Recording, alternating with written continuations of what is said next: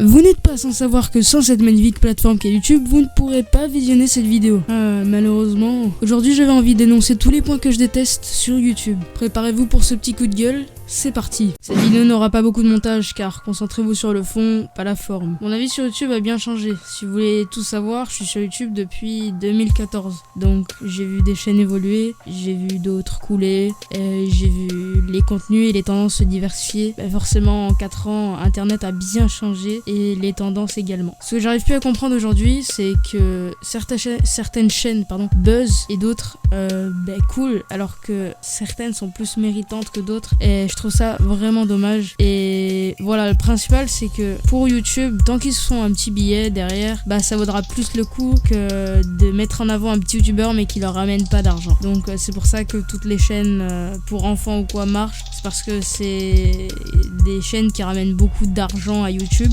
et qui sont family friendly, donc qui plaisent beaucoup à YouTube parce que les annonceurs sont très friands de ça et forcément YouTube recommande beaucoup ce genre de chaîne. Et ce qui est dommage, c'est que des gens qui vont dénoncer des choses et qui vont avoir un vrai travail de vidéo derrière, par exemple je prends comme exemple Sandoz qui lui a une chaîne incroyable qui dénonce des choses, etc. Alors certes il a des vidéos à plusieurs millions de vues, mais il a quand même 150 000 abonnés, alors que des chaînes comme Noan the Soy, je dis pas complètement son nom parce que j'ai pas envie de me faire strike, ont bien plus d'abonnés alors que leurs contenus sont totalement différents. Et je pense qu'il y a quand même plus de travail derrière une vidéo de Sandoz, travail de recherche, de montage, etc. que derrière une vidéo de Swan The Voice. Une autre chose qui commence à m'énerver, c'est la course à la popularité. Donc les gens qui cherchent vraiment le filon, soit qui vont chercher le filon, soit qui vont exploiter les filons. Donc les filons des vidéos qui buzz, etc.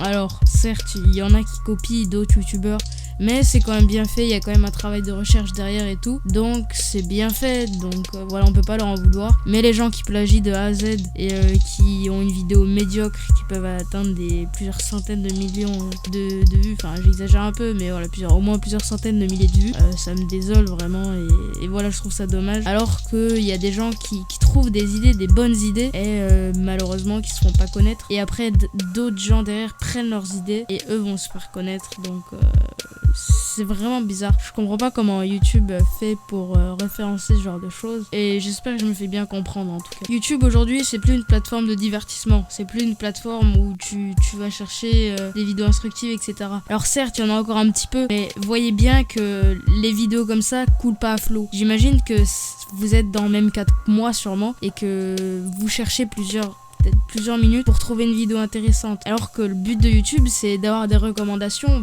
pour vous, des vidéos intéressantes qui vous intéressent. Mais non, YouTube préférera toujours recommander des vidéos qui ont fait beaucoup de vues et qui sont très intéressantes pour YouTube niveau financier, que de vous recommander des bonnes chaînes qui vous plaisent et qui ont peut-être pas trop de vues, genre 1000 vues, tu vois, des chaînes bien qui ont pas trop de vues. Mais voilà, YouTube préférera recommander des chaînes pas adaptées pour vous, mais au cas où vous pourrez cliquer, ça leur rapporterait de l'argent. C'est pour ça que YouTube aujourd'hui c'est plus tellement une plateforme de divertissement, et que si vous voulez du divertissement, vous allez vous abonner à 10 chaînes à peu près que vous allez suivre de près, et le reste ce sera que des vidéos que vous allez découvrir et des vidéos que vous allez cliquer comme ça. Mais il n'y aura pas vraiment de chaînes que vous allez découvrir, ou c'est très rare que vous alliez découvrir des chaînes, et c'est pour ça que la foi YouTube ça se perd en ce moment. Pareil au niveau de l'inspiration en ce moment, tout est déjà fait sur YouTube. Il y a beaucoup trop de choses qui est faites, et c'est vraiment dommage parce que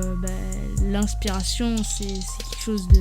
il nous faut de l'inspiration pour pouvoir... je sais pas, quand je trouve une idée, moi je suis content, et c'est cool. Et voilà, en ce moment je trouve plus trop d'idées, donc je sais pas, ça me décourage un peu de faire des vidéos. Et j'imagine que c'est beaucoup comme ça pour beaucoup de youtubeurs, comme par exemple Frozen Crystal Marie qui trouve plus beaucoup d'idées de vidéos, donc elle sort beaucoup moins de vidéos et c'est normal. Moi par exemple, des vidéos critiques, bon certes j'en ai pas marre, j'aime bien critiquer des gens et c'est pour ça que je continuerai à faire des critiques analyses, tout ce que vous voulez. J'aime pas trop me définir comme un critique analyse, mais voilà, je continuerai à faire des critiques et des analyses, mais il y a plus grand chose à faire, tout a déjà été fait sur YouTube et il y a de plus en plus de monde qui font le même contenu et c'est très dommage. Si vous êtes un jeune youtubeur et que vous venez de vous lancer, je peux pas vous dire d'arrêter, de vous décourager, parce que ça se trouve vous allez trouver le bon filon et vous allez pouvoir être un bon youtubeur et progresser sur la plateforme. Mais aujourd'hui c'est extrêmement compliqué parce que je sais pas il y a combien de chaînes qui sont créées par jour, mais c'est vraiment des chiffres démentiels et c'est pour ça qu'aujourd'hui c'est très dur.